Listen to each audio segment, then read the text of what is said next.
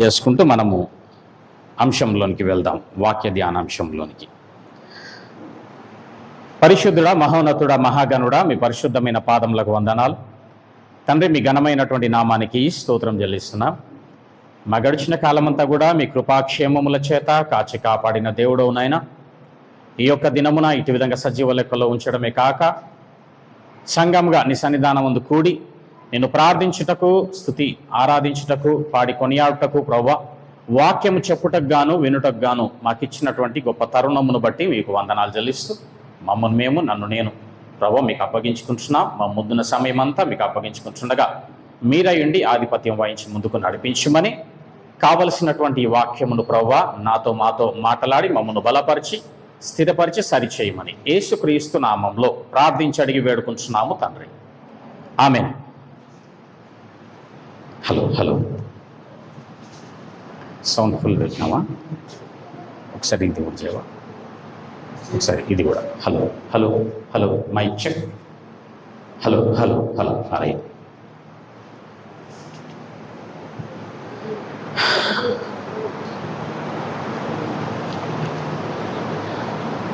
ఒకసారి అందరం కూడా జకర్యా గ్రంథానికి వెళ్దాం. తొందరగా వాక్యంలోకి వెళ్దాం, సమయం బాగా అవుతా ఉంది. ఈరోజు అంశం ఏంటి అనేసి అంటే, ఏది దేవునికి స్తుతి ఆరాధన అనేటటువంటి అంశాన్ని మనం ఈరోజు తెలుసుకున్నాం. ఎందుకంటే అందరికీ తెలుసు ఏంటి అంటే,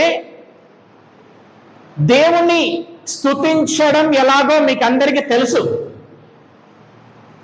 దేవుణ్ణి ఆరాధించడం ఎలాగో కూడా మీకు అందరికీ తెలుసు, అవునా?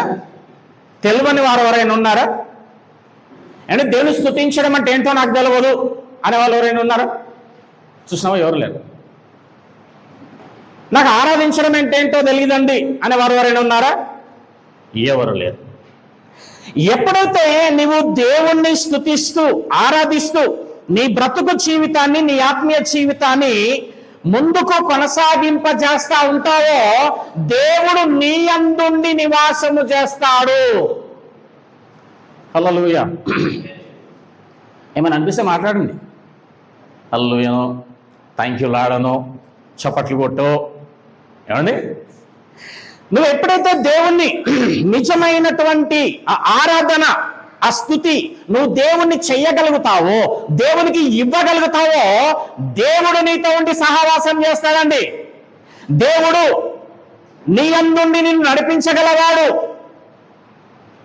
సమస్తము నీ ద్వారా చేయగలవాడు. ఏంటి మరి? మొట్టమొదటిగా ఆ దేవుడు ప్రేరేపింపజేసినటువంటి మాటను చూద్దాం.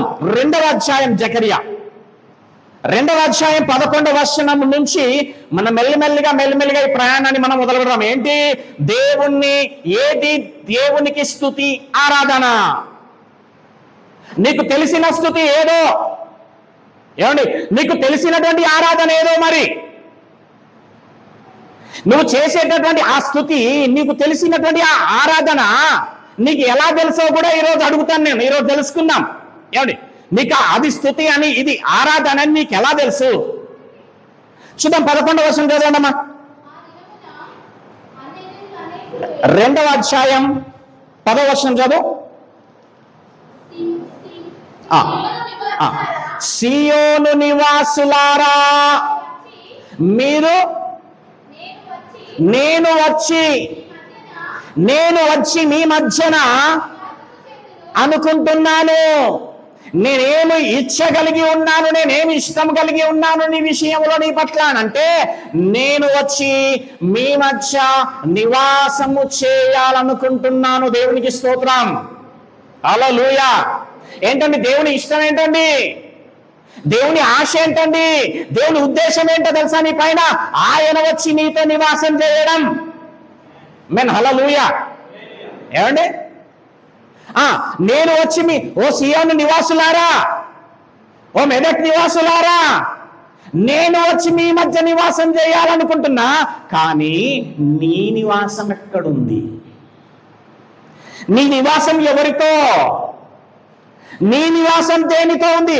నేనేమో నీతో నివాసం చేయాలనుకుంటున్నా, కానీ నీ నివాసం చెప్తారా? మీ నివాసాలు ఎక్కడెక్కడో, మీ మీ మీ సహవాసాలు ఎక్కడెక్కడో చెప్తారా? చెప్తే ఉన్న బండారం అంతా బయటపడిపోద్ది. హల్లెలూయా. దేనితో నీ నివాసము? దేనితో నీ సహవాసము? లోకముతోనా? లోక ఆశలతోనా? ఏమండి, కనిపిస్తున్నటువంటి ఈ లోకముతో నీవు నివాసం చేయాలనుకుంటున్నావేమో జాగ్రత్త. ఈ లోకంలో ఉన్నది ఏది కూడా నిన్ను పరలోకం చేర్చద్దు. హల్లెలూయా. నీకు కనబడుతున్నవన్నీ కూడా ఒక దినమున లయమైపోతాయి. నీ లోకంలో ఆశపడుతున్న ప్రతిదీ కూడా లయమైపోతుంది. ఒకవేళ అది లయమైపోకపోయినా అంతలోపు నీవే మాయమైపోయినావనుకో, అసలే నువ్వు నేను ఎలాంటి వాళ్ళము, కొంతసేపు కనబడి అంతలోనే మాయమైపోయే ఆవిరి. నువ్వు ఆవిరైపోయినావంటే నీతో ఏది చెప్పాలా? రాదు. నువ్వు దేని కొరకైతే కష్టపడుతున్నావో, దేనైతే సాధించాలనుకుంటున్నావో, దేనైతే పొందుకోవాలనుకుంటున్నావో అదేది నీతో రాదండి. ఎందుకండి దానికోసం ప్రయాస? ఎందుకండి దానికోసం కష్టపడతావు? అదేదో కష్టం, అదేదో ప్రయాసం, ఇట్లా పడు దేవుడి సన్నిధానం ముందు దేవుడి గూర్చి చప్పట్లు కూడా రమ్మ ఒకసారి. హల్లెలూయా. మంచి మాట. నువ్వు లోకంలో దేని గురించి అయితే కష్టపడాలా, ప్రయాసపడాలా అనుకుంటున్నావో దేవుడి గురించి పడు. ఈ లోకం శాశ్వతం కాదు, కానీ ఆ లోకము శాశ్వతమైనది. ఆ శాశ్వతమైనటువంటిది నీవు నేను పొందుకోనాలంటే లోకంలో ఉన్నటువంటి వాటి గురించి నువ్వు కష్టపడము, ప్రయాసపడడం కాదు, పరలోకాన్ని గురించి ప్రయాసపడాలా. భక్తులంతా దాని గురించే. హల్లెలూయా. ఈ లోకం ఏందంట? ఏమండి, శాశ్వతమైంది కాదు, ఇది పరదేశు. ఇది పరదేశు. అయితే ప్రియమైన వారలారా, వెళ్దాం, ముందుకెళ్దాం. నేను వచ్చి మీ మధ్యన నివాసము చేస్తా. అయితే నీ నివాసము ఎక్కడా? నీ నివాసము దేనితో? చదవం, ఇంకేముంది? కాబట్టి నేను వచ్చి మీ మధ్య నివాసం చేయాలనుకుంటున్న బిడ్డ, మీరు ఎట్లుండండి అంటే సంతోషంగా ఉండండి. హల్లెలూయా. ఎట్లుండాలి మీరు? సంతోషముగా నుండి ఏం చేయాలి బిడ్డ? పాటలు పాడండి. నేను కనుక నీ బ్రతుకులో ఉంటే నీ జీవితంలో ఉండేది ఏంటి? ఇంకా సంతోషమే. హల్లెలూయా.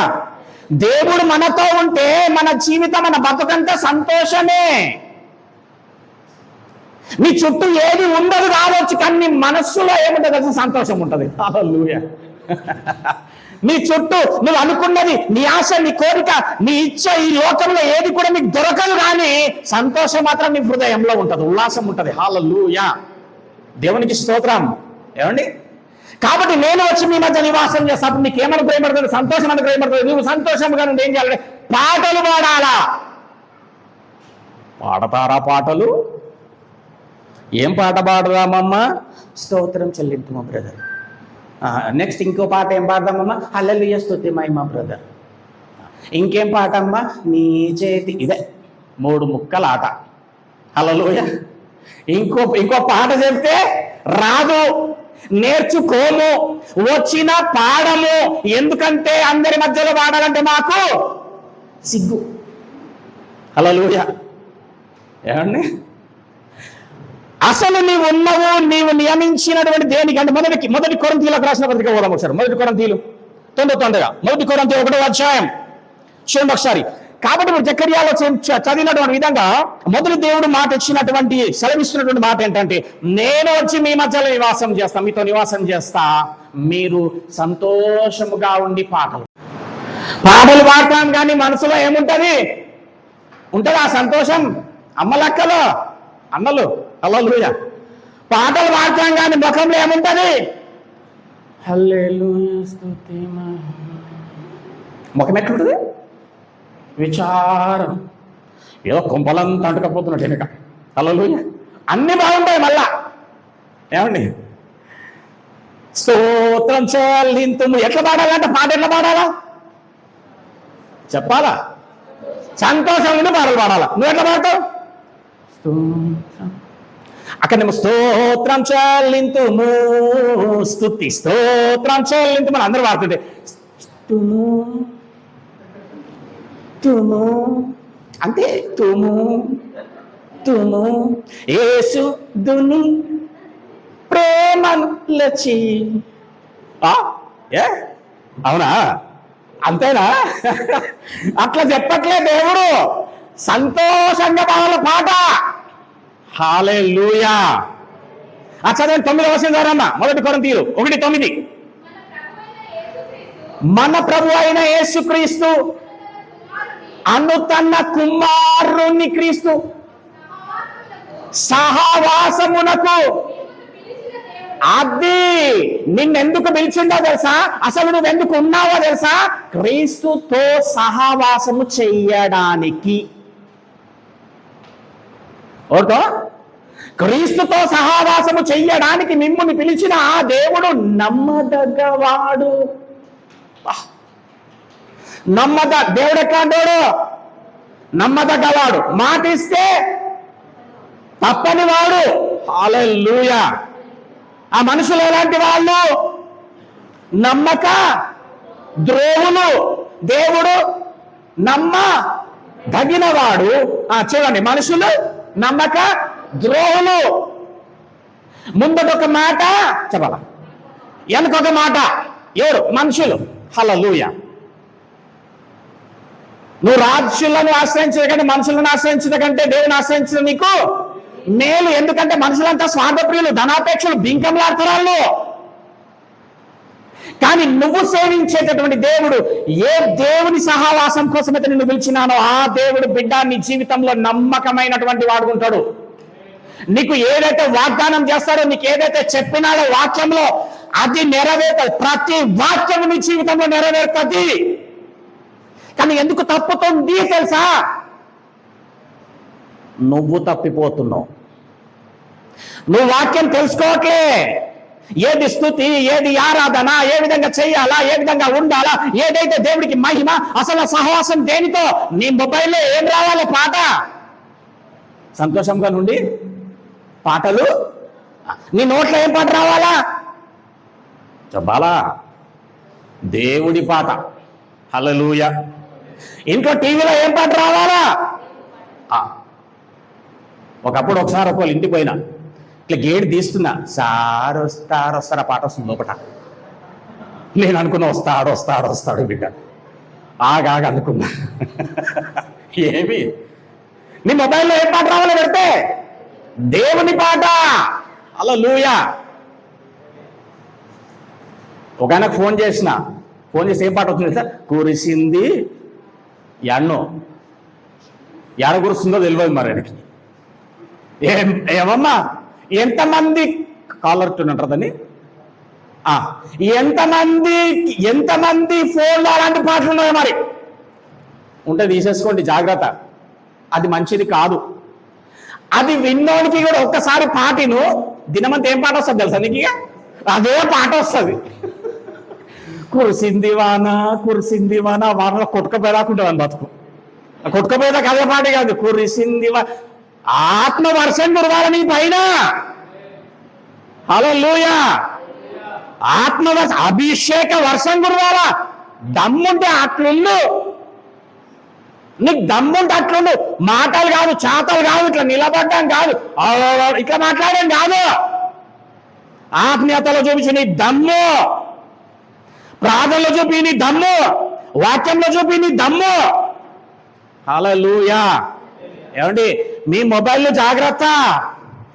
ఒకళ్ళు ఫోన్ చేస్తే ఏం పాటలు వస్తున్నాయో, లేకపోతే వాళ్ళు ఫోన్ చేస్తే ఏం పాట వినబడేట్టుగా ఉన్నదో, 2 రకాలు ఉంటాయి అందులో. కాబట్టి జాగ్రత్త. అలాంటివి ఏమైనా ఉంటే తీసేసుకోండి. దేవునికి స్తోత్రములు.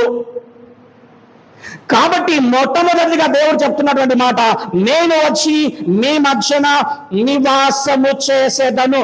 ఉదయం లేచి మీరు ఈ రోజు నుంచి ప్రాక్టీస్ చేయండి. ఒక 10 పాటలు పాడండి. 5 గంటలకు లేచి, 3 గంటలకు లేచి, 4 గంటలకు లేచి ఓ 10 పాటలు హిమ్ బుక్ పెట్టుకొని పాటలు ఓ 10 పాటలు పాడండి.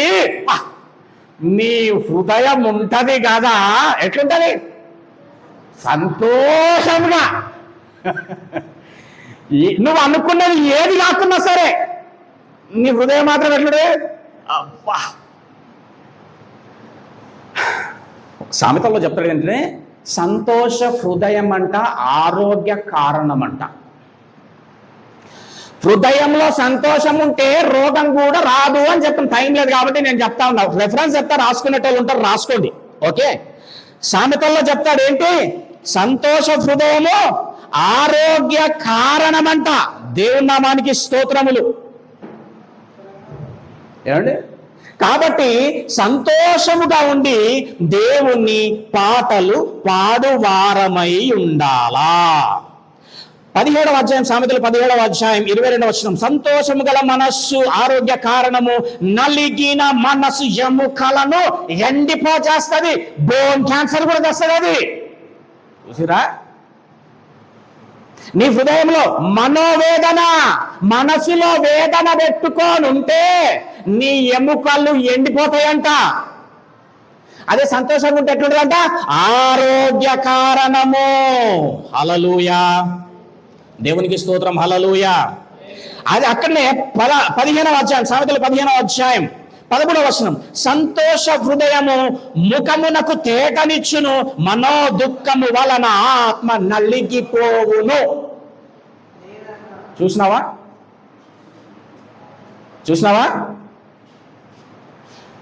దేవుడు ఏమి ఇష్టపడుతున్నాడు ఈరోజు నా జీవితంలో? నా బిడ్డల మనస్సును నేను సంతోషపరచాలా.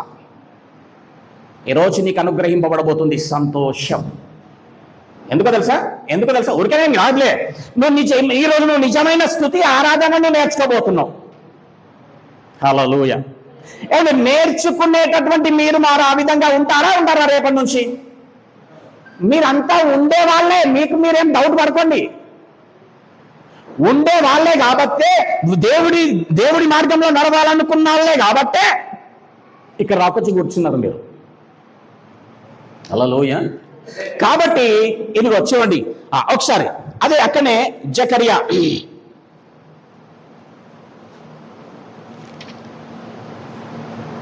క్షమించాలి. ఇట్లాగా దేవుడు మరి ఇంతగా మేలు చేస్తూ మన హృదయాలకు సంతోషమునిస్తూ, నువ్వు ఎలాంటి వాడవైనా, ఏ పాటి వాడవైనప్పటికీ, ఏ దాని అయినప్పటికీ, ఎలాంటి దానమైనప్పటికీ కూడా దేవుడు ఈ రోజు నిన్ను సజీవ లెక్కలు ఉంచడమే కాక దాని సన్నిధానం ముందు కూర్చోబెట్టి చక్కటి వాక్య సందేశమును, మీకు జీవం గల వాక్కును దేవుడు మీకు అనుగ్రహిస్తూ ఆశీర్వచనములు పలుకుతూ ఉంటున్నాడు. ఇంతే కాకుండా మన బతుకు జీవితంలో ఎన్నో చేసిన దేవుడు ఇంకా చేస్తానే ఉంటాడు. దేవుడు సమస్తము కలగజేసేటటువంటి వాడై ఉన్నాడు కదా. మరి మన జీవితంలో ఎన్నో చేసినాడు కదా. మరి అట్టి దేవుడిని నువ్వు ఏం చెయ్యాలంటే స్తుతించాలా. హల్లెలూయా. ఏం చేయాలమ్మా? దేవుణ్ణి స్తుతించడం అంటే ఎట్లా చెప్పండి ఒకసారి. స్తుతించడం అంటే ఎట్లా తెలుసు అన్నారు కదా. ఇది ఎవరన్నా స్తుతి తెలియని వాళ్ళు ఉండరా అంటే ఎవరైనా చేయలేదురా? మరి అందరు చెప్పండి. స్తుతించడం అంటే ఎట్లా స్తుతిస్తామా? చేతులెత్తి స్తుతి. పరిశుద్ధుడా నీకు వందనాలు, స్తోత్రములు నాయన. మహోన్నతుడా, మహాగణుడా, అంతేనా? అవునా కదా? మహోన్నతుడా, మహాగణుడా నీకు వందనాలు నాయన. బలవంతుడు, బలమైన దుర్గమ్మ నీకు వందనాలు. భూమి ఆకాశములను కలుగజేసిన వాడు, ఓ భూమి పట్టజాలని వాడా, ఓ భూమి నాయన పాదపీఠం అన్నావు, ఆకాశం సింహాసనం అన్నావు, ఎన్నో. హల్లెలూయా. అంటూ ఆయన ఏం చేస్తూ ఉంటామో స్తుతిస్తూ ఉంటాం. దేవుని సన్నిధానం ముందు వచ్చినావు, అందరం కలిసి దేవుని స్తుతిస్తాం. ఏం చేస్తాము? స్తోత్రం. హల్లెలూయా. రైట్. ఒక్కదానో నువ్వు ఇంట్లో కూర్చున్నావు, ముఖాలు ఉన్నావు, సన్నిధానం అందు దేవుని సన్నిధి స్తుతిస్తున్నావు. ఏం స్తుతిస్తున్నావు? స్తోత్రం. హల్లెలూయా. అవునా? రైట్. ఒకసారి అక్కడనే జకర్యా 2:13 అధ్యాయం చూద్దామమ్మా. జకర్యా 2:13 అధ్యాయం. అంతే కదండి. ఆయన నాన్న దేవునికి స్తుతి చెల్లించిన ప్రభువా, నువ్వు ఇలాంటి వాడు అలాంటి వాడు, నువ్వు ఇట్లా చేస్తావు ప్రభు, అట్లా చేసిన వాడు, అట్లా కూడా చేస్తావు ప్రభు, ఎట్లయినా ప్రభును చేయగలవాడు, సర్వ సమర్థుడా, ఎన్నో ఎన్నో రకాలుగా దేవుని కొనియాడుతూ దేవుని ఏం చేసినారండి ఇప్పటిదాకా అంటే దేవుని స్తుతించినాం. రైట్, మరి చూద్దాము. చదవమ్మా 13వ అధ్యాయం 2:13. సకల జనులారా, నూనె ఉన్నట్టేనా లేదమ్మా? రైట్, సకల జనులారా,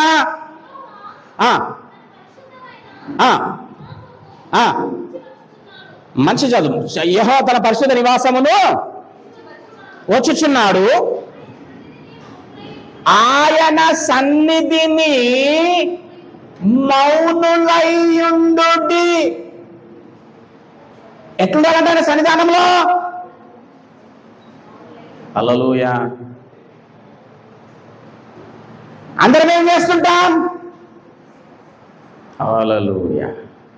వాక్యం ఏమంటుంది? ఆయన సన్నిధిలో మౌనులైయుండు. హబక్కు 2వ అధ్యాయం 20వ వచనం. తొందరగా 2వ అధ్యాయం 29వ వచనం. హబక్కుకు 2వ అధ్యాయం 20వ వచనం.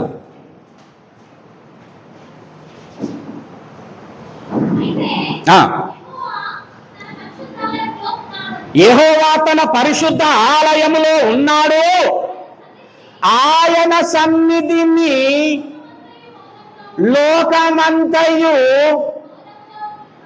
ఎట్లా ఉండునుగాక?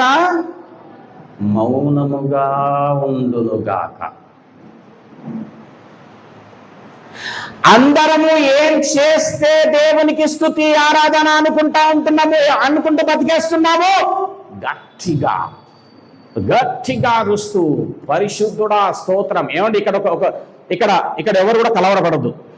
నేను స్తుతి స్తోత్రం తప్పు అనట్లే, నువ్వు పాట పాడడం తప్పు అనట్లే, నిజమైన స్తుతి ఏందో నేర్చుకో అంటున్నా నేను. నిజమైన ఆరాధన ఏందో తెలుసుకొని చెయ్యు, అప్పుడు దేవుడికి మహిమ. ఎందుకంటే మనం ఎక్కడి దాకా ఆగిపోయినామంటే స్తుతి స్తోత్రం స్తుతి ఆరాధన స్తుతి ఆరాధన అయిపోయింది అనుకుంటూ బతికేస్తున్నాం. ఎక్కడ మనకు తెలియకుండానే దేవుణ్ణి ఆరాధించకుండా బ్రతికేస్తామో ఏమో అని ఇదిగో దేవుని వాక్యమును ఈరోజు నేను స్పష్టంగా మీకు బయలుపరుస్తా ఉన్నా. జకర్యాలో ఏం జరుగుతున్న సన్నిధిలో మౌనంగా ఉండండి. హబక్కులో ఏం జరుగుతున్న సన్నిధిలో మౌనంగా ఉండండి. ఎందుకు మౌనంగా ఉండాలా? కీర్తనలు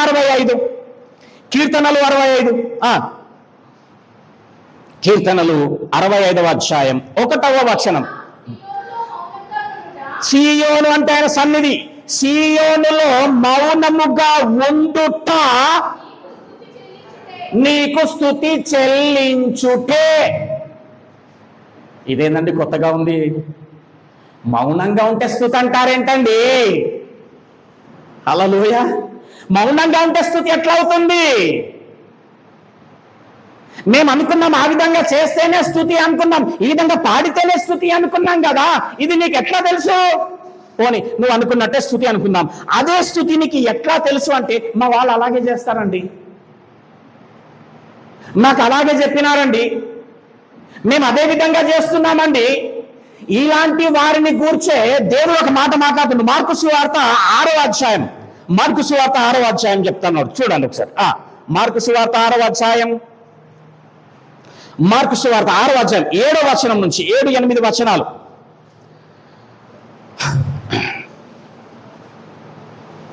మార్కు సువార్త 6వ అధ్యాయం 7-8 వచనములు. ఆయన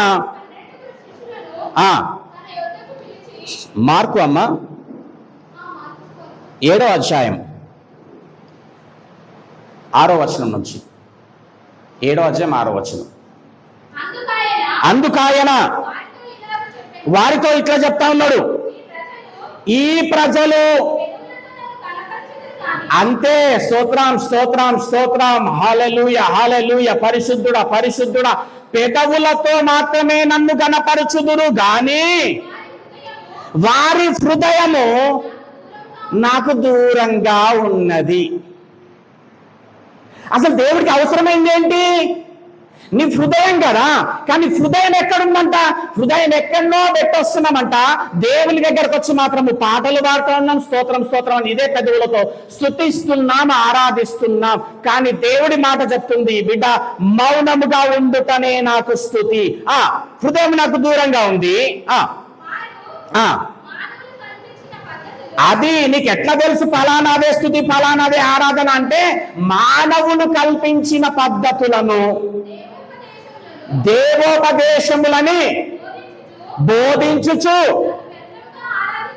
చూడండి, నన్ను వ్యర్థముగా ఆరాధించుచున్నారు. అంటే ఇప్పుడు ఆరాధనలో ఏం ఆరాధన ఉంది? ఉన్నారా లేదు? ఎక్కడ అయినా ఉన్నారా? ఉంటే ఒకసారి హల్లెలూయా చెప్పండి. అంతే గట్టిగా అనమంటావా? గట్టి చెప్తాం హల్లెలూయా హల్లెలూయా. ఎలాంటి ఆరాధన ఉందన్నమాట?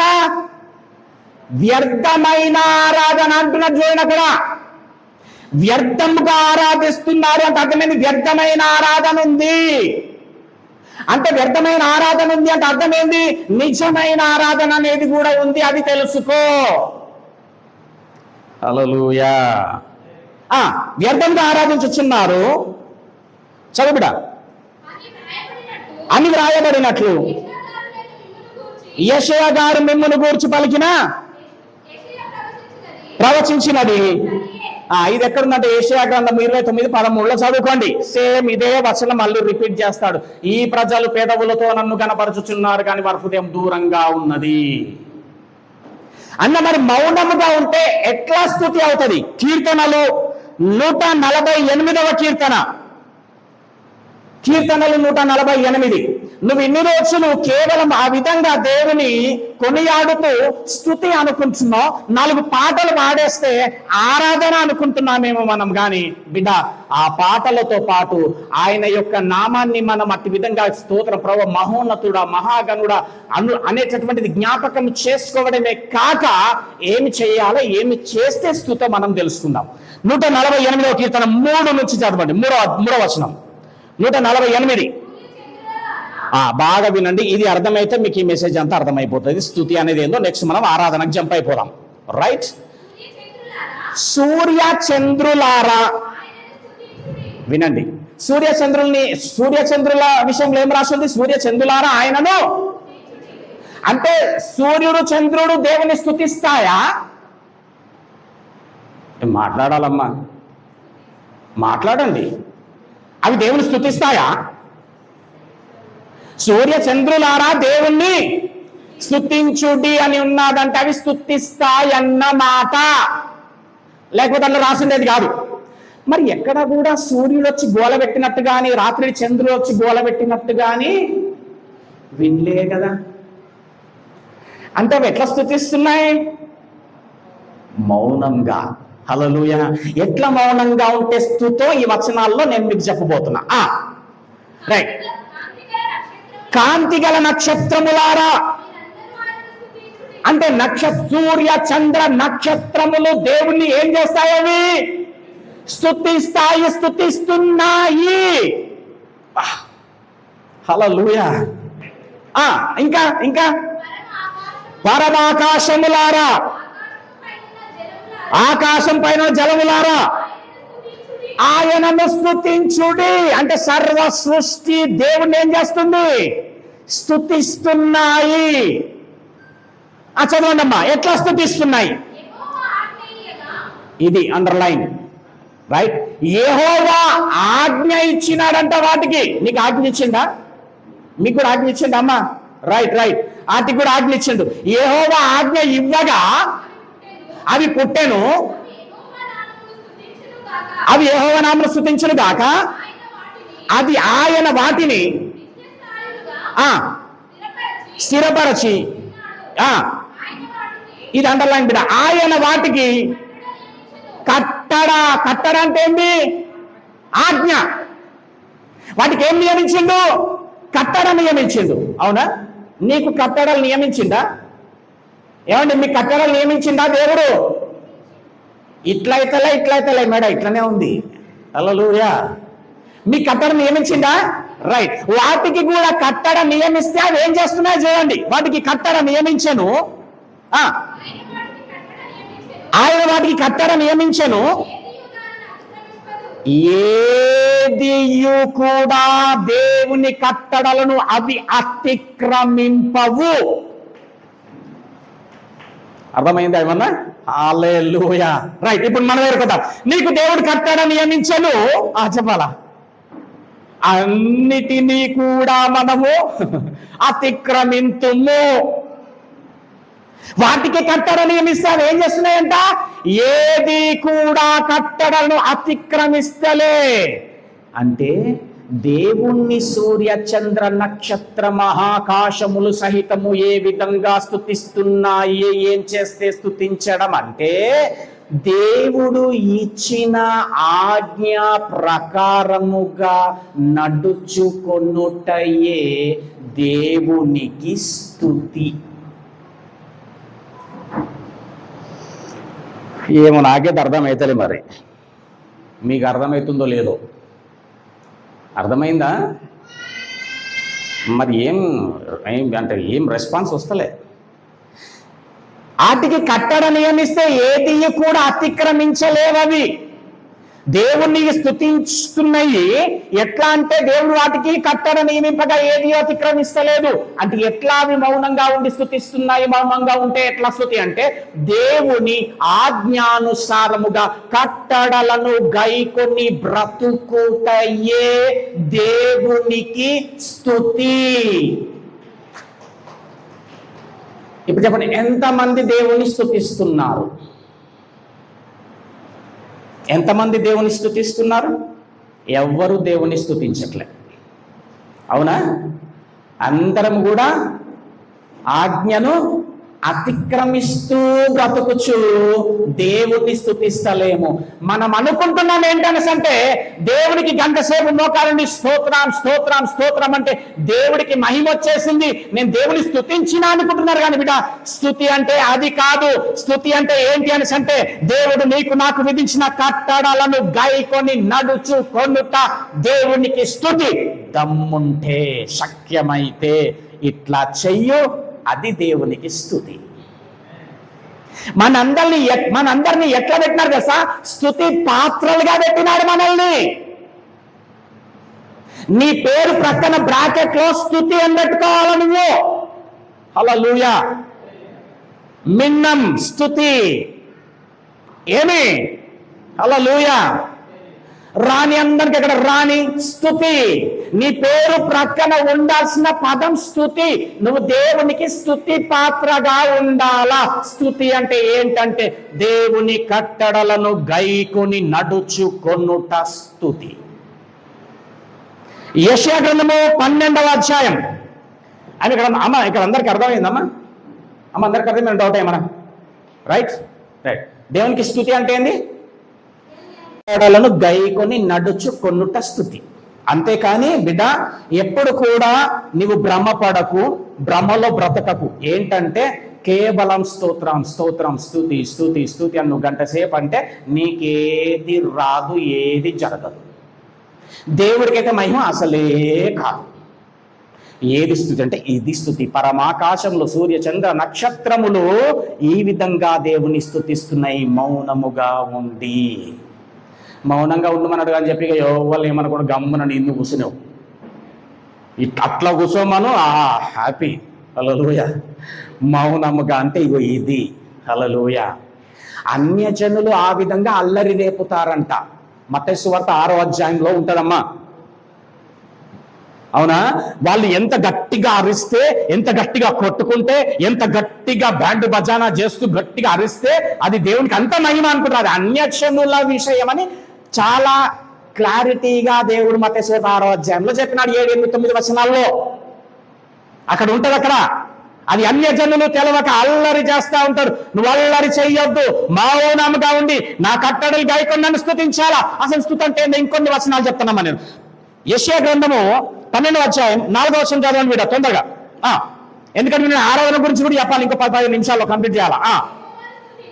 ఇక చూడండి అమ్మా, యెహోవాను స్తుతించుడి. మంచి ఒక్కొక్క యెహోవాను స్తుతించుడి అని ఉంది కదా.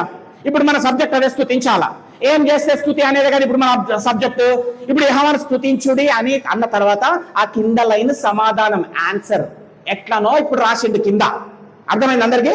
యెహోవాను స్తుతించుడి ఎట్లా అంటే ఇప్పుడు నెక్స్ట్ లైన్ చదవమ్మా. అది అమ్మా దేవునికి స్తుతి అంటే ఏంటమ్మా? ఇగో నేను ఇప్పుడు దేవునికి స్తుతి చేస్తున్నా. హల్లెలూయా. ఇక్కడ నేర్చుకున్నటువంటి పాఠాన్ని, ఇక్కడ నేర్చుకున్నటువంటి వాక్యాన్ని నువ్వు వెళ్ళి ఇంకొకరికి చెప్పుట దేవునికి స్తుతి. నలుగురు కలిసిర్రంటే ఏ మాటలు ఉంటాయాడా? అమ్మో, నలుగురు కలిస్తే 40 కొంపల మాటలు ఉంటాయి అక్కడ. హల్లెలూయా. కానీ ఇక్కడ ఏం చేయమంటున్నాడు దేవుడు? దేవుని స్తుతించుడి. మళ్ళీ చదవమ్మా. ఆయన నామాన్ని ప్రకటించుడి ఆ జనములలో. అది స్తుతి అన్నమాట. ఈ వచనాలు దయచేసి నోట్ చేసుకోండి. ఇది స్తుతి. భ్రమపడి బ్రతకకండి. ఏదో గట్టిగా అర్చేసినాం, స్తుతించినాం, స్తోత్రం స్తోత్రం అంటే అయిపోయింది అని లేసి వెళ్ళిపోకండి. ఇది స్తుతి. అయిపోయిందమ్మా వచనం అక్కడ.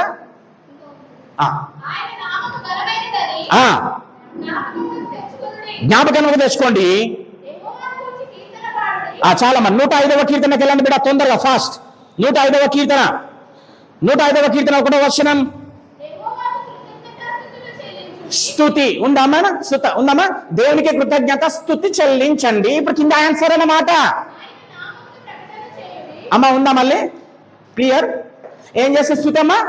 దేవుని నామాన్ని ప్రకటన చెయ్యండి. అది నీ దేవుడు, నీవు సేవిస్తున్న దేవుడు నీ పట్ల ఏమి చేసినాడో, ఏమండి మన సర్వ మానవాళి పట్ల ఏమి కార్యం చేసినాడో ఆ కార్యములను ఏం చేయాలమ్మా? వివరించుడియా, ప్రకటించుడి. ఆయన కార్యములను ప్రకటించుట దేవునికి స్తుతి అండి. హల్లెలూయా. తెలుసా మీకు దేవునికి స్తుతి ఇది అని తెలుసా? తెలుసుకోండి. ఇది దేవునికి స్తుతి. ఆయనను ప్రకటించడం దేవునికి స్తుతి. ఈ ప్రకటించే అమ్మా ఇంకొకటి, నన్ను వేరేగా అనుకోకండి, నా దగ్గరనే కాదు, మీరు ఎక్కడన్నా చేయండి, ఏమన్నా చేయండి. సత్యవాక్యము ప్రకటింపబడుతున్న చోట మీ బలము, మీ బలగము, మీ ధనము, మీ సమస్తము వేయండి, ఇవ్వండి. ఎందుకు తెలుసా? ఎందుకు? అట్లా ఇస్తూ దేవుని నామాన్ని ప్రకటింపచేయండి. దేవుణ్ణి ప్రకటించే, ప్రచురించే, ఆయన క్రియలను ప్రకటించే విషయంలో పాలిభాగస్తులుగా ఉండండి. అది నేను చెప్పేది. ఇక్కడ ప్రకటింపబడుతుంది, ఇక్కడనే ఇవ్వండి, ఇక్కడనే మీరు ఎక్కడన్నా ఎక్కడిస్తారా? కానీ కైండ్ ఇన్ఫర్మేషన్ ఏంటంటే వాక్యం ప్రకటించే చోట నువ్వు ఉండాలను చెయ్యాల. సంఘంలో ఏముండాలని? నువ్వు సహాయ సహకారములు అందించేటటువంటి దగ్గర ఏముండాలా? వాక్య ప్రకటన, సత్యమైన వాక్యము, లోతైనటువంటి వాక్య మర్మములతో కూడినటువంటి అపోస్తలుల బోధ. మీకు సంగతి చెప్పనా? నేను చెప్పేది అపోస్తలుల బోధ. హల్లెలూయా. నేను చెప్పేది అపోస్తలుల బోధ. సహవాసము, రొట్టె విరుచుట, సంఘంలో ఉండాల్సినటువంటి క్వాలిఫికేషన్స్. ఏమండి, నేను ప్రతి మెసేజ్లో చెప్తా, దయ్యముల చేత పీడింపబడుతున్నారా?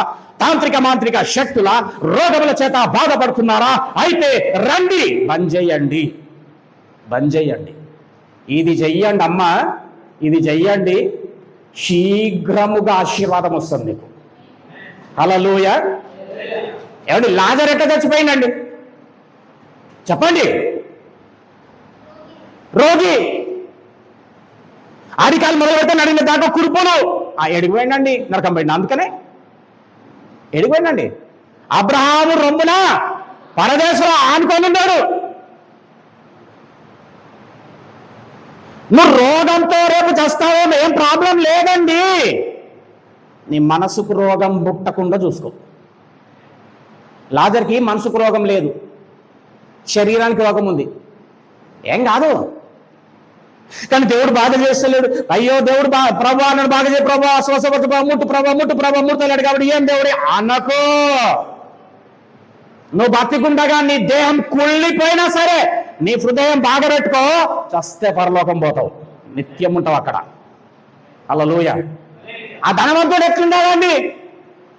అత్తర్ల చేత గుమ గుమ గుమ గుమ శరీరము వస్త్రములన్నీ చచ్చిపోయాడు. ఎక్కడ పోయిందండి? మంచి శరీర దారుద్యంతో చచ్చిపోయాడు. ఎక్కడ పోయిందండి? నరకం, వేదనకరమైన స్థలం. ఎందుకు? మనసు బాలే, మనసు బాలే. నేను ఎందుకు ఈ మాటలు చెప్తున్నా అంటే, రేపటి దినమున నీకు కావచ్చు, నాకు కావచ్చు, ఏదైనా వ్యాధి, బాధ, రోగము, భయంకరమైన పరిస్థితి శరీరానికి పుట్టొచ్చు అని చెప్పి దేవునికి దూరం కాకు. ప్రార్థన చేసుకోవడం తప్పు కాదు, ప్రభువా బాగు చేసుకో. పోకపోతే నా దేవుణ్ణి అసహించుకోకు, నా దేవుడికి దూరం కాకు. అట్లనే చచ్చిపోయినా ప్రాబ్లం లేదు. మనసును బాగా పెట్టుకో, మనసులో నిజమైన స్తుతి చెయ్యి.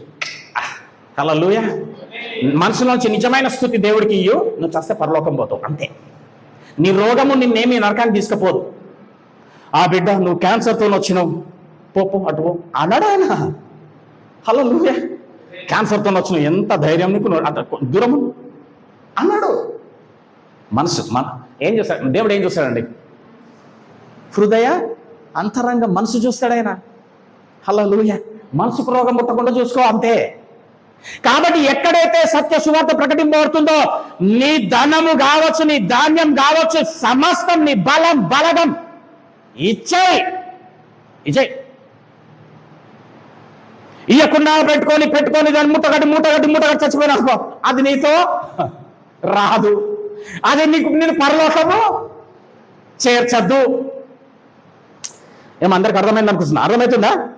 హల్లెలూయా. అక్కడ కీర్తన 78:37 చూడమ్మా. కీర్తన 78:37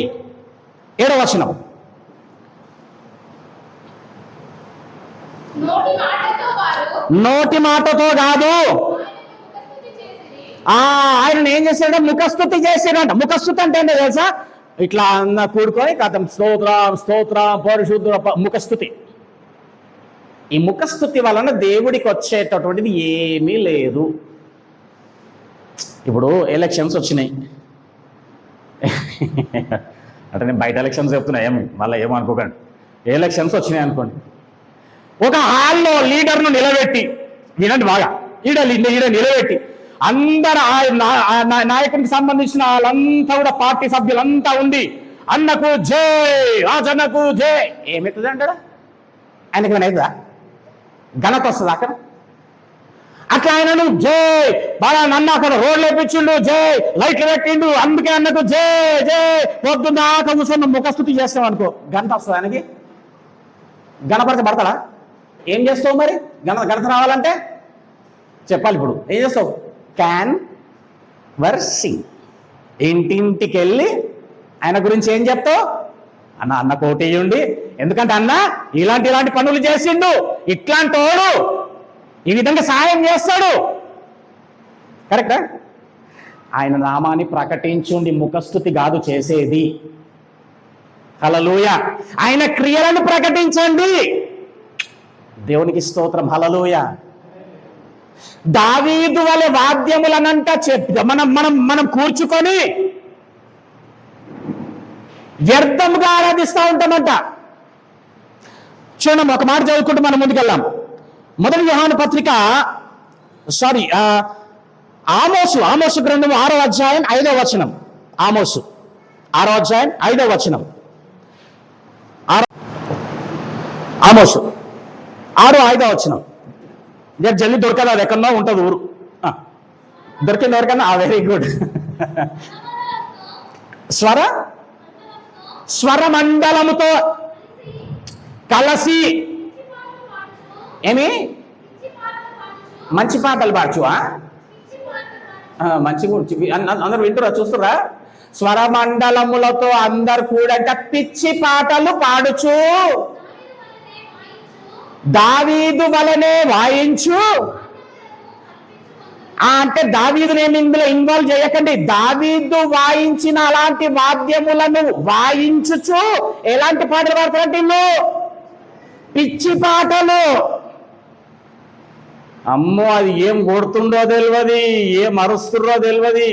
గిటార్ అని ఆయన తీస్తాడు, జాజు ఈయన కొడుతుంటాడు, ఏమేమో ఏం చేస్తుందంటే పిచ్చి పాటలు పాడుతా ఉన్నారు. దావీదు వలె వాద్యములను కూర్చుకొని మీరు అట్లా పాడకండి, సంతోషముగా పాటలు పాడండి, ఓ పద్ధతి ఉండాలా అంటున్నాడు. పాటలకి జరో అర్థం పర్థం ఉండాలా అంటున్నాడు. సోషల్ మీడియా ఓపెన్ చేయండి, ఏం పాటలు పాడుతున్నారో ఏమండి, వెక్కిరింతల పాలు చేస్తున్నారు దేవుణ్ణి.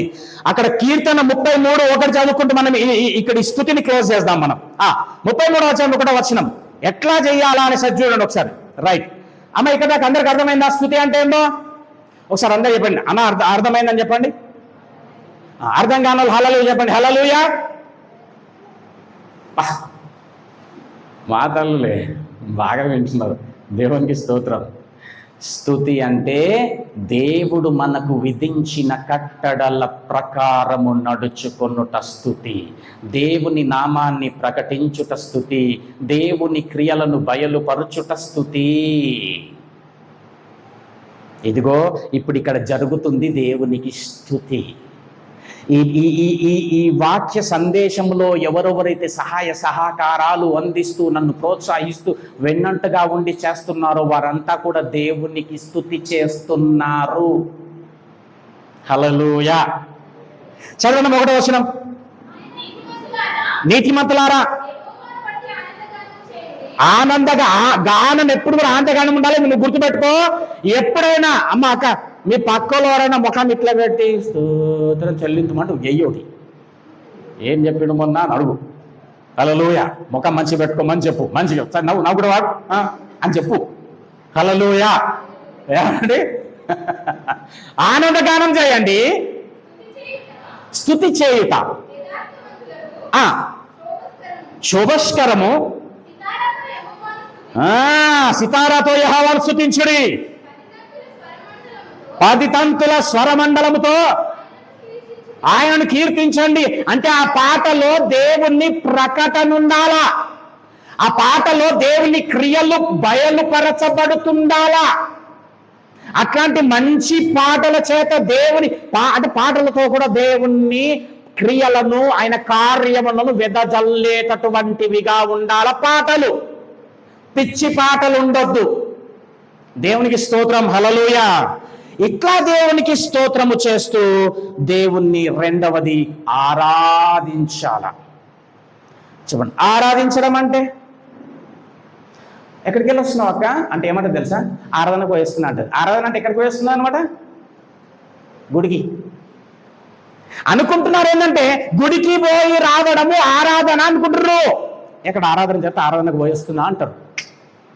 హల్లెలూయా. ఇంకోటి ఆరాధన ఏంటంటే 4 పాటలు పాడితే ఆరాధన అనుకుంటారు, అక్కడికే క్లోజ్. నేను ఎందుకు చెప్తున్నాను అంటే నేను తప్పు అనట్లేదు, కానీ నిజమైన ఆరాధన అనేది మనకు తెలవకుండానే బ్రతికేస్తామేమో. కాబట్టి నిజమైన ఆరాధన, నిజమైన స్తుతిని మనము తెలుసుకొని బ్రతుకుదాము అని అంటున్నా. హల్లెలూయా. హల్లెలూయా. బైబిల్లో పాత నిబంధన, కొత్త నిబంధన 2 ఉన్నాయి. ఓకే. ఈ పాత నిబంధన ప్రకారంగా అనేకులు పాత నిబంధన ప్రకారంగా ఇశ్రాయేలీలు దేవునికి ఆరాధించినటువంటి విషయములు ఉన్నాయి. పాత నిబంధన ప్రకారంగా ఇశ్రాయేలు దేవుని ఆరాధించిన కొన్ని పద్ధతులు ఉన్నాయి. ఓకే. అయితే మనకిప్పుడు మార్గం ఎవరు అనేసి అంటే క్రీస్తమ్మ. క్రీస్తు ఏమి చెప్పినాడో అదిగో ఆ మార్గంలోనే నడిచేవారమై ఉండాలి. కానీ ఒక దుస్థితి ఏంటంటే ఇప్పటికీ నన్ను కొంతమంది ఏమడుగుతారు అంటే అన్న యెహోవా దేవుడా క్రీస్తు దేవుడా అని అడుగుతారు నన్ను. చాలా టఫ్ సబ్జెక్ట్స్ అవి. అంటే ఒకటేసారి చెప్తే కలవరపడొచ్చు కూడా మీరు. ఎందుకంటే అందుకే దేవుడు ఏమనంటే మీరిప్పుడు వాటిని విని సహింపరు అని ఉంటుంది. అందుకే వాక్యంలో లోతైనవేవైనా మర్మములను తీసి చెప్తానంట చాలా మంది సహించంటారు. అట్లెట్లయితుంది, ఏంది నా కొత్తగా చెప్తున్నాడు, ఇది ఎట్లా జరుగుతుంది అని అంటారంట. ఇప్పుడు ఏమడుగుతున్నాడంటే క్రీస్తు దేవుడా యెహోవా దేవుడా ఏమండి? సరే, అది సబ్జెక్ట్ వచ్చినప్పుడు చెప్దాం. ఒకసారి యోహాను సువార్త 20వ అధ్యాయంలో ఆ పాత నిబంధన ప్రకారంగా ఇశ్రాయేలు దేవుణ్ణి ఏ విధంగా ఆరాధించినారో ఆ పద్ధతులను ఒకటి తెలుసుకుంటూ క్రీస్తు అక్కడ ఏమి చేసినాడో చూద్దాం. ఇది ఏ సంఘటన, ఎక్కడ అంటే సమరయ స్త్రీ యొద్ద జరిగిన సంఘటన. ఇప్పుడు నేను ఇక్కడ ఈ యొక్క 10 నిమిషాలు ఏం చెప్పబోతున్నాను అనేసి అంటే ఆరాధన. స్తుతి అంటే ఏంది ఒకసారి చెప్పండి, అందరు చెప్పండి. స్తుతి అంటే ఏంది? దేవుని కట్టడలను అనుసరించి గైకొని నడుచుట దేవునికి స్తుతి. నువ్వేది దేవుని ప్రకటించుట స్తుతి, దేవుని నామాన్ని ప్రకటించుట స్తుతి, ఆయన కార్యములను క్రియలను బయలుపరచుట స్తుతి. ఇదేది చేయకుండా నువ్వు దినమంతా మోకాలుండి స్తోత్రం స్తోత్రం స్తోత్రం ఎంత అన్నా వ్యర్థమే. ఎందుకంటే దాంతో దేవుడికి ఏం రాదు అంటున్నాను నేను. దేవుడికి వచ్చేది ఏం లేదు అక్కడ. హల్లెలూయా. బైబిల్లో ఎక్కడైనా దేవుడు ఒక చోట కూర్చొని స్తోత్రం స్తోత్రం తండ్రి నీకు వందనాలు ఉందా అండి? ఎక్కడైనా ఉందా బైబిల్లో? దేవుడు ఒకటో చోట ఉండి స్తోత్రం స్తోత్రం తండ్రి నీకు మహిమ ప్రభువా మహాగణుడ ఉందా? రాత్రికాల సమయమున ప్రార్థించుకొని తండ్రితో సహవాసం చేస్తున్నాడు. దినమంతా కూడా ఆయనను ప్రకటిస్తూ, ఆయన నామాన్ని ప్రకటిస్తూ, అవునా కాదా? ఆయన క్రియలను, ఆయన కార్యములను గూర్చి చెప్పినాడు ఆయన. హల్లెలూయా. అది స్తుతి. యేసు చేసినాడు స్తుతి. ఇప్పుడు అదే విషయం ఇక్కడ సమరయ స్త్రీ దగ్గర ఒక చిన్న డిస్కషన్. 20వ వచనం చదవమా. 20.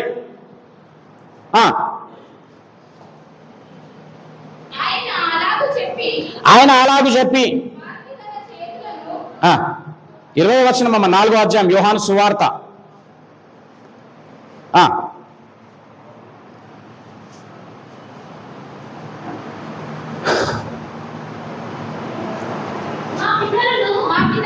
అది మా పితరులు ప్రభువా మా పితరులు ఈ పర్వతమందు ఆరాధించిరి. ఎక్కడ ఆరాధించారు పితరులు? ఇశ్రాయేలీయులు పర్వతమందు ఆరాధించిరి. ఆరాధింపవలసిన స్థలము నాకు తెలుసు యెరూషలేములో ఉన్నదని. యెరూషలేములో అంటే ఎక్కడ చెప్పాలా? మీరు అన్నిటికీ సైలెంట్ ఉంటే ఎట్లా? అందరు రోజు బైబిల్ చదువుకుంటారా? రోజు బైబిల్ చదువుకుంటా చేయలేకుండా ఒకసారి మా సమాధానం చెప్పరా? తిట్టిలేస్తాయి. ఒకదానికన్నా సమాధానం చెప్తుండాలి నాకు. యెరూషలేములో అంటే ఎక్కడ? మందిరంలో. మందిరంలో మళ్ళొకసారి చదవమా. నా పితరులు ఈ పర్వతమందు ఆరాధించిండ్రు కానీ ఆరాధింపవలసిన స్థలము యెరూషలేములో మందిరంలో ఉన్నదని మీరు చెప్తారని యేసుతో అనగా. ఇప్పుడు యేసు చెప్తున్నా అంటే ఈమెకు 2 రకాల ఆరాధన తెలుసండి. ఈమెకి ఒకటవదేంటి?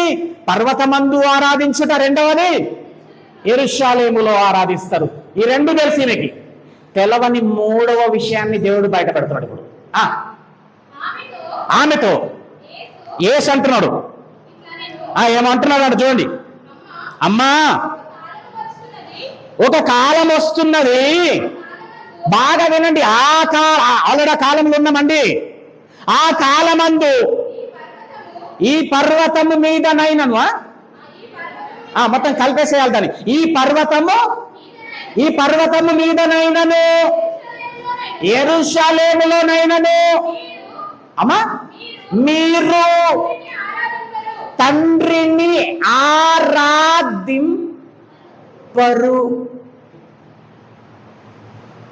ఎట్లా చూసిన వాక్యం? అరే మరి ఇన్ని రోజులు మేము అది ఆరాధన అనుకున్నాం కదా, అట్లా చేస్తే ఆరాధన అనుకున్నాము, అక్కడైతేనే ఆరాధన అనుకున్నాము, ఎక్కడికి వస్తుంటే 60కి వెళ్ళి వస్తున్నాను కూడా చెప్తానే ఉన్నాను నేను. అందుకే దేవుడు చెప్పినాడు మార్పులో. ఏం చెప్పినాడు ఇంతకు చదివడం దాంట్లో? ఈ ప్రజలు మనుషులు మానవులు కల్పించిన పద్ధతులు దైవోపదేశంలో అనుకుంటున్నారు కానీ దైవం ఏం చెప్పిందో మాత్రం వెతకట్లే వీళ్ళు. మనుషులు ఏం చెప్తే ఆ దైవోపదేశములు. చర్చి రాగా ఏం చేస్తారు తెలుసా? చెప్పులు ఇప్పి 3 సార్లు. వీళ్ళు చూసినోడు వాడేం చేస్తాడు? 2-3 రోజులు అటు ఇటు చూసి మళ్ళీ ఆడ మొదలు పెడతాడు. ఈయన ఇట్లా అంటుంటే వెనుకోరొచ్చి ఏందన్నాడు అనుకో, ఈ అన్న అవుతాడు. ఎందుకంటే ఈయన కూడా ఏదో ఆయన చేసింది కాబట్టి మేము చేస్తున్నాం. హల్లెలూయా. ఎంతో భక్తి అనుకుంటారు అది. చర్చ్ అక్కడ చర్చిలకు పోతుండ్రు, ఏమి కనబడడం లేదా నాయన? నీ దగ్గరికి రావడం లేదనుకుంటున్నావా? ఎంత ధైర్యం అండి! ఎట్లా పడితే అట్లా చర్చిలోకి. లేదండి మేము అట్లా పోవండి, మంచిది పోవు. బయటకు వచ్చినాక మళ్ళా సండే స్పెషల్స్ బయట, గ్యాదరింగ్స్ బయట మానాలా. ఈరోజు ఆఖరి రోజు అయితే ఏంది పరిస్థితి? రాత్రి పోతే అట్లా తినుము తాగుము సుఖించు అనటం దగ్గరికే పోయి అన్నాడు దేవుడు. ఓరు నాయనా, నువ్వు బాగానే విర్రవీగుతున్నావు కానీ నీ ప్రాణము ఈ రాత్రి నీ ప్రాణము ఏమి అడుగు అడుగు అడుగుచున్నారు. అక్కడ లేపేయమంటున్నారు, లేపేయని అన్నాడు ఆయన. హల్లెలూయా. ఆయన చెప్తున్నాడు, బిడ్డ ఒక కాలం వస్తుంది, ఆ కాలం అందు పర్వతం మీద నన్ను యెరూషలేమును తండ్రిని ఆరాధింపరు. మరి ఎట్లా ఆరాధిస్తారు నాయన? కిందికి చదువు కంటిన్యూ. నా మాట నమ్మండి, జరా నా మాట నమ్మండి, ఇది నిజము. అట్లా పోయి రావడం ఆరాధన కాదు, 4-5 పాటలు పాడితే మాత్రం ఆరాధన కాదు. నా మాట నమ్మండి, నా మాట కాదు, ప్రభు మాట నమ్మండి. మరి ఏది ఆరాధన? మీరు మీకు తెలియని దానిని చూసినావా? మీరు మీకు తెలియని దానిని ఆరాధిస్తున్నారు. మీరు ఆరాధన అనుకుంటున్నారు, అది వ్యర్థమైన ఆరాధన.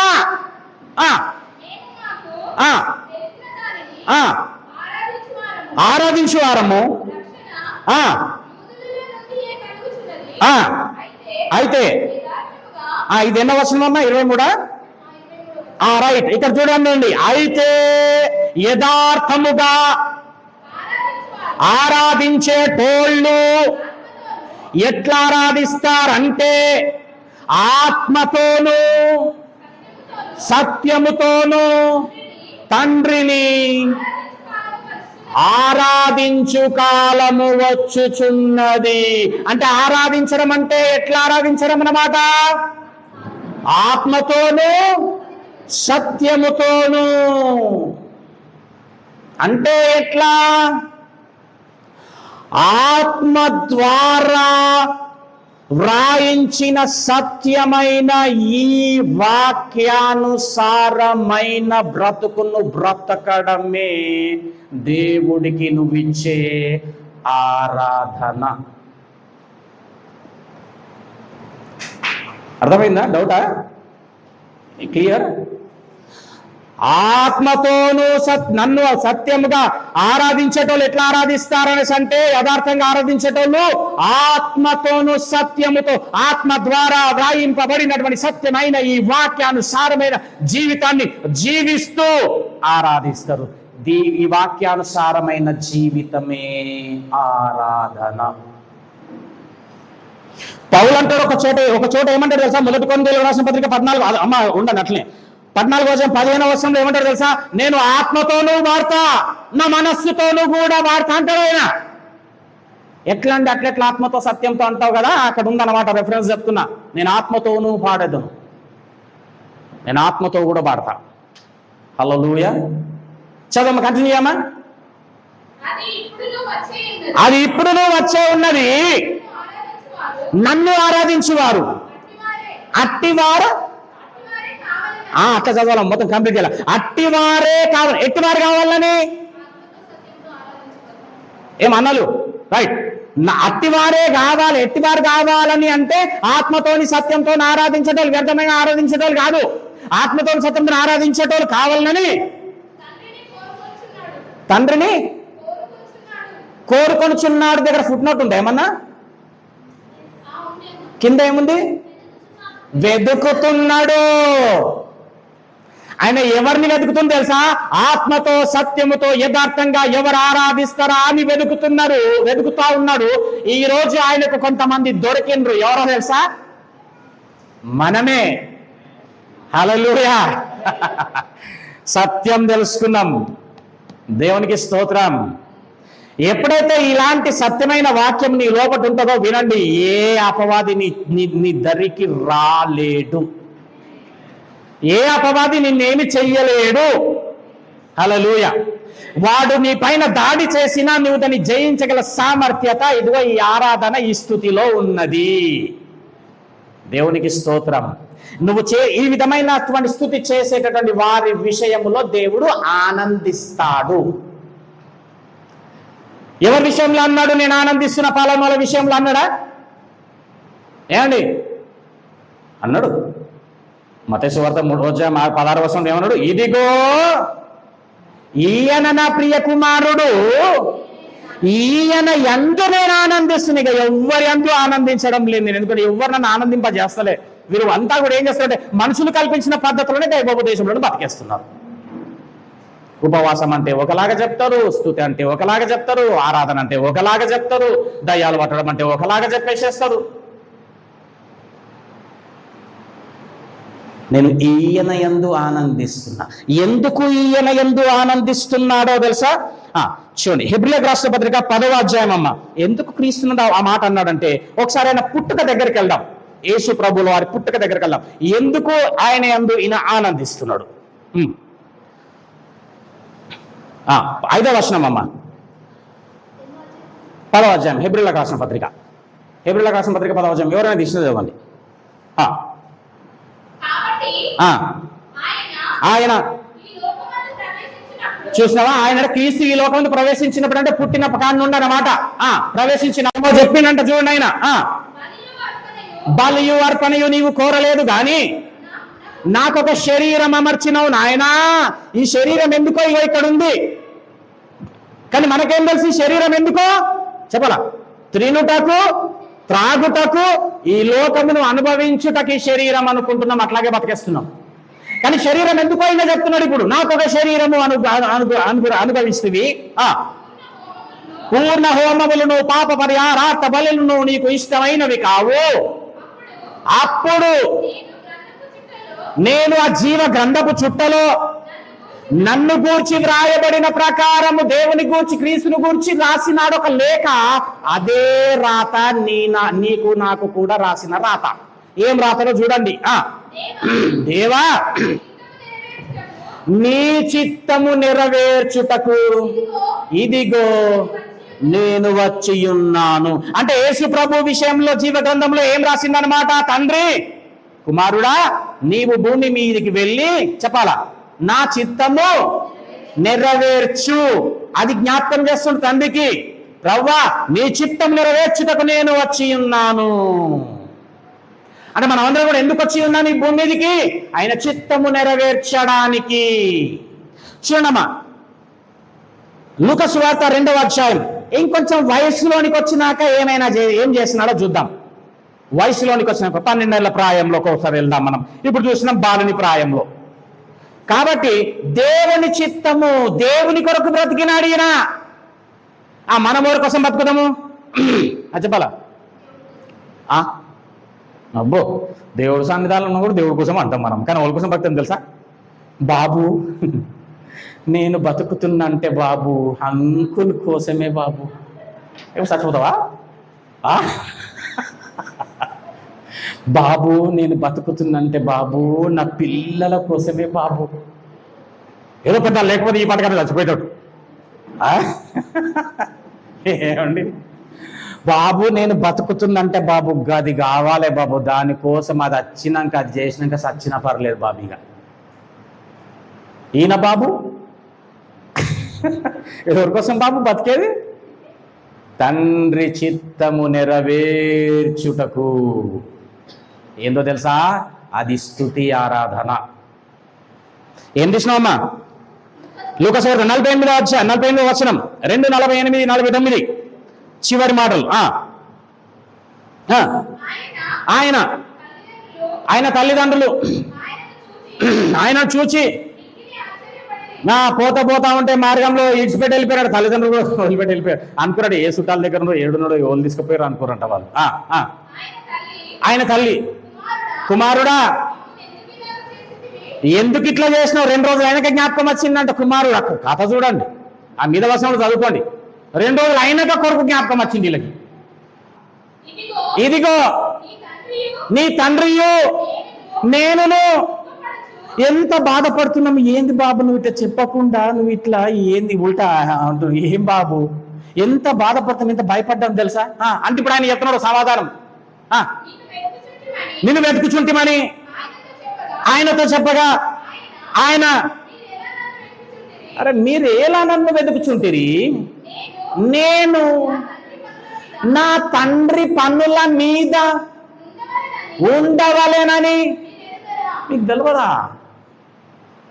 నేను ఎందుకు ఈ భూమి మీదకి వచ్చినానో నీకు తెలియదా? మీరు ఎందుకు వచ్చినారో మీకు తెలియదా? అయితే ఇంకా నీవు గాని నేను గాని మనము గాని తండ్రి పనుల మీద ఉండాలి కదా. నేను తండ్రి పనుల మీద 12 ఏళ్ల ప్రాయంలో కూడా ఎక్కడున్నాడండి? బయటకు పోయినా చెప్పాలా? తండ్రి పనుల మీద. ఇళ్ళల్లో కొడుకులు పిల్లలు బయటకు వేస్తే ఏడికి పోయినవరా అంటే ఏడిపోతారు మాకు కానీ బ్రిడ్జ్ మీద కూర్చున్నాడా? ఏడుకోతారు. బ్రిడ్జ్ మీద కూర్చున్నాడు, ఉత్తగానే కూర్చున్నా. బాబు ఏడును ఏడుంటా ఆర్చి దగ్గర ఉంటా. అరే ఏం ఉత్తగానే టైము పాస్కి ఉత్తగానే ఉంటా. ఉత్త ఎందుకు నైనా ఆడ? అరే ఏనా ఇంటికి వచ్చి ఏం చేయాలి?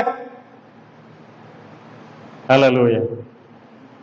నువ్వు ఉండు, బయట ఉండు, బజార్లు ఉండు, దేశంలో యాడనన్ను ఉండు, కానీ ఉంటే యాడుండాలని స్థలం ఏం కావాలని అంటే దేవుని పనిలో ఉండాలా. హల్లెలూయా. ఏమి? దేవుని పనిలో ఉండాలా. నీ ఆన్సర్ అట్లా పోవాలి ఇంటికి. రైట్. అంటే యవ్వన ప్రాయమందు కూడా ఆయన దేవుని పని మీదనే ఉన్నాడు. యోహాను సువార్త 4వ అధ్యాయం 33వ వచనం. ఇంకా 2 రెఫరెన్సెస్ చదివి నేను ముగిస్తా. రైట్. ఈరోజు తెలుసుకుందాం నిజమైన స్తుతి. దయచేసి ఉదయం ఇవ్వండి. నువ్వేదైతే ఆయనను కొనియాడుతున్నావో, మహోన్నతుడా మహాగణుడా అని కొనియాడుతున్నావో, ఆయన క్రియలను ఏవైతే ప్రభువా నాయన ఎర్ర సముద్రమును చీల్చిన నా దేవా, మంచిదే, ఓకే, ఏదైతే నువ్వు జ్ఞాపకం చేసుకున్నావో అట్లాగా ఆయన క్రియలను, ఆయన కార్యములను ఉదయం నుంచి ఇంకా పగలంతా అవి ప్రకటించేటోడివిగా ఉండాలి అందరికీ. అది స్తుతి. నీ మట్టుకు నువ్వు కూర్చొని ముఖస్థుతి చేసేసేసి మళ్ళీ యథావిధిగా నీ బ్రతికితే చాలా డేంజర్ అండి, నరకమండి. ఏం బ్రదర్ అది కూడా? పనివాడే జీతమునకు ఏం చేసినావని పని చెయ్యు. పని చేస్తే జీతం ఉంటుంది. ఆ జీతం పేరే బహుమానం. ఆ బహుమానం అంటేనే పరలోకం. అది 33వ వచనం చదవమా. శిష్యులు ఆయన భుజించుటకు తెచ్చునేమో అని యేసు అంటుండు. వారిని చూసి అంటుండు, నాయన నేను ఏం తింటానో ఏం తాగుతానో 7 కిలోల వాళ్ళు తెచ్చి రాలేదని మీరు మాట్లాడుకుంటున్నారు, కానీ నన్ను పంపిన వాని చిత్తమును నెరవేర్చుటయు ఆయన పని తుదముట్టించుటయు నాకు ఆహారం. దేవునికి క్రీస్తుకు ఆహారం ఏందంటమ్మా? తండ్రి పని చిత్తమును నెరవేర్చుట క్రీస్తుకు ఆహారమై ఉన్నది. నీకు ఏది నీ ఆహారం? చికెన్ బిర్యానీ, ఏమండి, కీమా రోటీ, అవునా, మటన్ బిర్యానీ, అబ్బో ఎన్నో నీకు ఆహారం. అవి లేకపోతే బతకం. కొంతమంది అంటారు కౌసు లేకపోతే ఎందుకో ముద్ద కూడా పెట్టబుద్ది అంట వాళ్ళకి. రోజు కనీసం ఏముండాలా చెప్పాలా? గుడ్డన్ని ఉండాలా. అట్లా ఆహారం తినే ఫ్యామిలీ ప్యాకింగ్ చేసుకొని తిరుగుతారు. అరుగుతలేవు అవి. ఎందుకంటే వాళ్ళకి ఆహారం మొత్తానికి అదే టార్గెట్గా పెట్టుకుని ఆహారం. కానీ నీకు ఆహారం ఏంటంట? ఈ రోజు నుంచి నీకు ఆహారం, నాకు ఆహారం ఏదై ఉండాలంటే ఆయన చిత్తమును నెరవేర్చడం మనకు ఆహారమై ఉండాలా. ఆ ఆహారం దేనికంటే ఆత్మకు ఆహారం. అది అప్పుడు నీ ఆత్మ బలపడుతుంది. ఎప్పుడైతే నీ ఆత్మ బలపడతావో శరీరేచ్ఛలను గెలుస్తుంది. హల్లెలూయా. రైట్, చివరిగా అది యోహాను సువార్త 6వ అధ్యాయం 38వ వచనం చదవమ్మా. సారీ, అక్కడ 5వ అధ్యాయం 30 కాదమ్మా. యోహాను 5:30.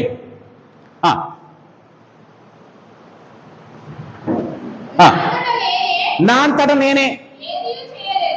మనమేమో నా ఇష్టం, నా అంతటా నేను, ఈయననేమో నా అంతటా నేనే ఏమీ చెయ్యలేదు. నేను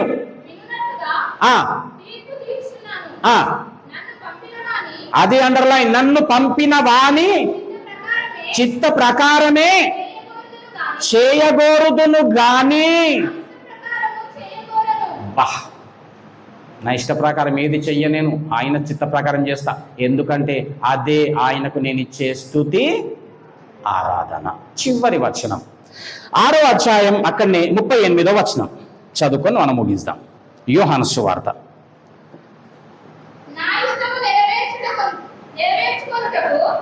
నా ఇష్టము నెరవేర్చుకొనుటకు. అది అర్థమైందమ్మా? మనం దేనికి వచ్చినాం? మా ఇష్టము, నేను ఏది అనుకుంటున్నానో అదే జరగాల. జరగకపోతే వినేదే లేదు. నేనేం చేయాలనుకుంటున్నా చేసేస్తా, లేకపోతే వినేదే లేదు. నా ఇష్టం జరగాల, నేనేదంటే అదే జరగాల. హల్లెలూయా. కానీ ఈయనేమంటున్నాడు? నా ఇష్ట ప్రకారము నేను రాలేదు, నన్ను పంపిన వాని చిత్తమును నెరవేర్చుటకే పరలోకము నుండి దిగి వచ్చింది.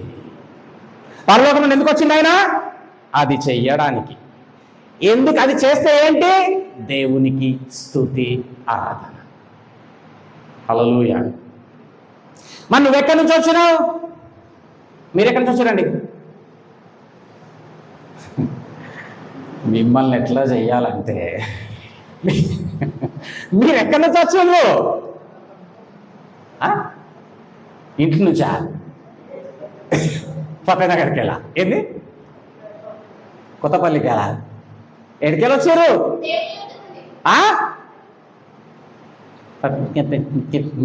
పరలోకం నుండి. హల్లెలూయా. మనం పరలోకం నుండి వచ్చాం. మనది ఇది పరదేశు, మనం ఇక్కడ యాత్రికులం. నువ్వు మళ్ళా పోయేది అక్కడికే, పరదేశు. ఇది ఇచ్చిపెట్టి పరలోకం పోవాలా? అయితే పరలోకమే పోవాలంటే పరలోకం ఒకటే లేదు, నరకం కూడా ఉంది. పరలోకమే పోవాలంటే దేవునికి స్తుతి పాత్రగా, ఆరాధికుడుగా జీవించాలా. ఆజ్ఞానుసారమైన జీవితమే, ఆయన కట్టడలను గైకొని నడుచుకున్నటే స్తుతి ఆరాధన. దేవుడిటి కొద్ది వాక్యమును మన ఆత్మ నిమిత్తమే దీవించి ఆశీర్వదించును గాక. ఆమేన్.